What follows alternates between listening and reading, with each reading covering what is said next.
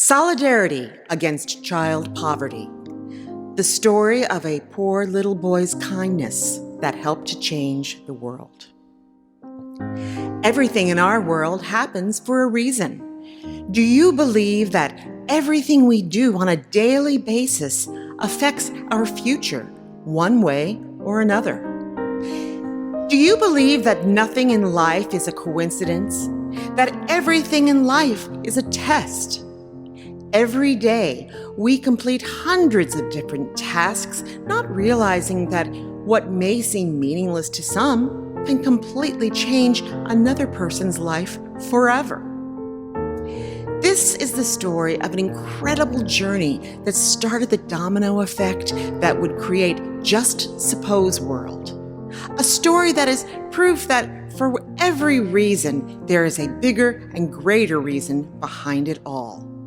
It all happened one summer day in the city of Montego Bay on the little island of Jamaica, when this kid decided to go and help out in collecting money to help little poor boys like himself in Africa and the rest of the world.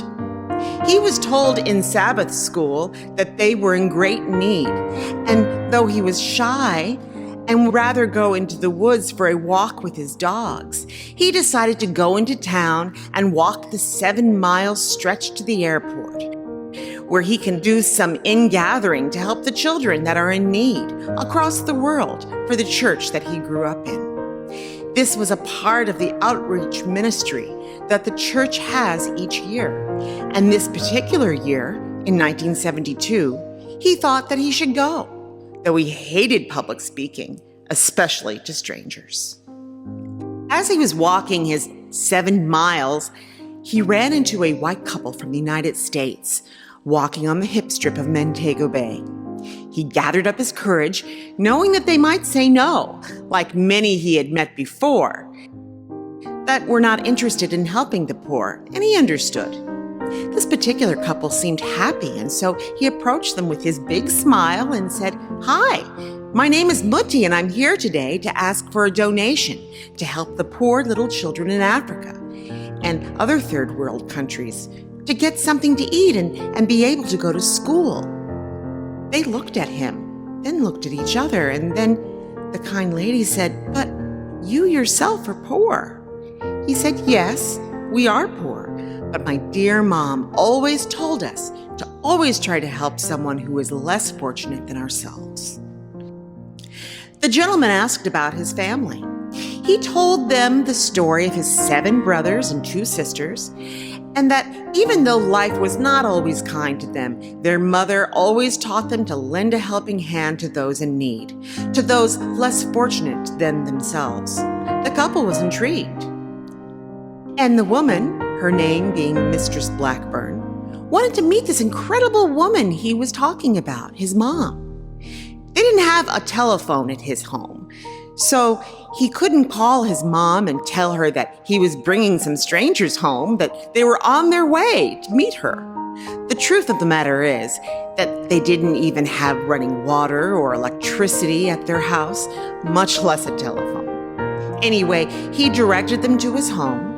When he got out of the car and they saw his little house, he wondered, what could they be thinking? When they saw his mom with that beautiful smile and heart as warm as the sunshine, they realized where this kid got his smile from and his steadfastness in the humanitarian work he set out to do, even though he himself was poor. They got a chance to meet some of his siblings, and also those who were home at the time. His mom and they had a good long talk as they showered her with applause for the tremendous job she was doing after seeing this little boy's good manners and politeness. They noticed that the shoes on his feet were in bad shape. They didn't realize that they were the only pair of shoes he had, that they were for church only.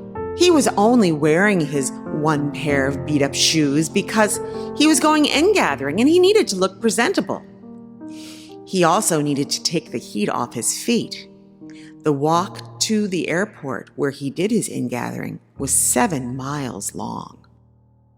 But he had a good nature and would smile when other kids laughed at him for being poor, not understanding that as a kid, he did not choose the ghetto.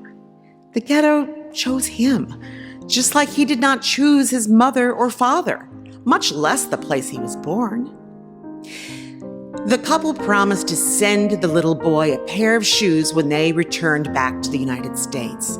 They did keep their promise. After a couple of months passed, he thought they had forgotten him until one day a letter came. It put one of the biggest smiles on his face. It's amazing what one little letter can do for a poor little boy in need. Through correspondence, after about 7 months, they finally sent him a little box with some clothing and a pair of sneakers. It so happened that he was growing up so fast, by the time the pair of shoes came, his feet grew one size bigger. But he never let it bother him, because his gratitude was so profound. He pushed his size 9 feet into the size 8 pair of sneakers, and off to school he went.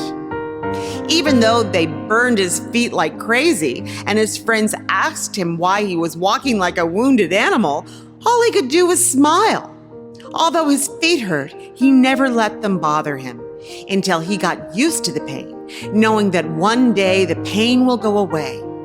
He believed that the embarrassment of going to school barefooted was much more painful than the pain he felt wearing those sneakers that were a size too small for his feet. His gratitude was much more powerful than the pain. He never forgot the kind deeds of the white couple from Massachusetts, the Blackburns. They had done something for him that had impacted his life, and he vowed to return the favor someday. This story is the Mutti Lewis story, and the very reason why he keeps his promise to God, the Most High, to one day help change the world. It was this very promise to the Lord God and the kindness of his dearly beloved mother, Mama Lulu, that has inspired him to create Just Suppose World online mall. He gives back 50% of everything he does, including his books and his music, to help fund the Just Suppose World Foundation, where little kids across the world living in poverty will not be forgotten and will be able to get some kind of help once they are able to let their needs be known to us here at the Just Suppose World Foundation. Mutti sees his poverty as fate, never an embarrassment. Mutti knows that Jesus Christ himself was born in a ghetto and grew up poor, yet through obedience overcame every obstacle that poverty presented and became the greatest one to ever walk on the face of the earth. Today, Mutti feels blessed with a good nature, a nature endowed upon him by his God-fearing mother, who helped guide him along the way. He feels it's no mistake. It was by divine design. His biggest goal is to help eradicate poverty from the face of the earth, and yet he knows it's not possible. Jesus himself said, "The poor will always be among us." John 12, verse 8. The secret behind the secret is that the poor are among us as a test. Who will come to aid them in their deepest struggle? They suffer in silence. The other secret behind the secret is that no man can fathom the mystery of God. Jesus said, "When I was hungry, you did not give me anything to eat." Have you ever wondered why Jesus says this? Like the blind man healed by Jesus, no one can choose why they are born. The disciples asked Jesus what had caused the man's blindness. Jesus told them that it was for this moment in time, the reason he was born.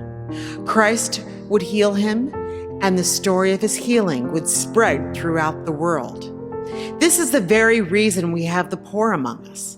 Again, we have been tested.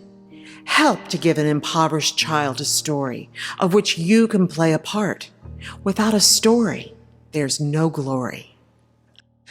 For this reason, Mutti plans on helping one child at a time, with the understanding that the longest journey begins with a single step. Join him in this endeavor, Mutti's greatest mission. This is a time when the world is experiencing unprecedented hunger. We are in crisis. Mutti's mission is to bring healing to those children who are suffering. He knows what is possible because he once was one of them. He refuses to see one more child be a victim of circumstance. Where there is no way, the Lord God makes a way. We have only to believe. Mutti was the boy who understood how to sow a seed when he was in need. He is now endeavoring to brighten his corner by creating JSW Online Mall. 50% of every dollar spent will go to feed a hungry child. As Jesus Christ has brought hope, so shall you with every purchase you make. Poverty was Mutti's stepping stone to his purpose. Today he wears it as a badge of honor. Mutti knows that two things God cannot do. He cannot lie, and he cannot make mistakes. God always gives back to every man their just reward. Come and help us do what is right for the less fortunate amongst us. Just like nothing from nothing leaves nothing, Mutti's philosophy is, if it is to be, let it begin with me. It is by our love that we will be known as the children of the Most High God. To a hungry man, love is a loaf of bread. By joining hands together, Mutti believes we can accomplish much. It's called faith in action. All it takes is a little spark to get the fire burning. We are asking you to join us. Come shop with us once a month at JSW Mall. Share our mission with a friend. At the end of life's journey, what matters most is what you've done to lend a hand to those in need. Never pass on an opportunity to do everything you can to bring healing to our world. Thanks in advance for your little token of love. You will never regret it. Again, thanks for listening to the Mutti Lewis story for Just Suppose World Foundation.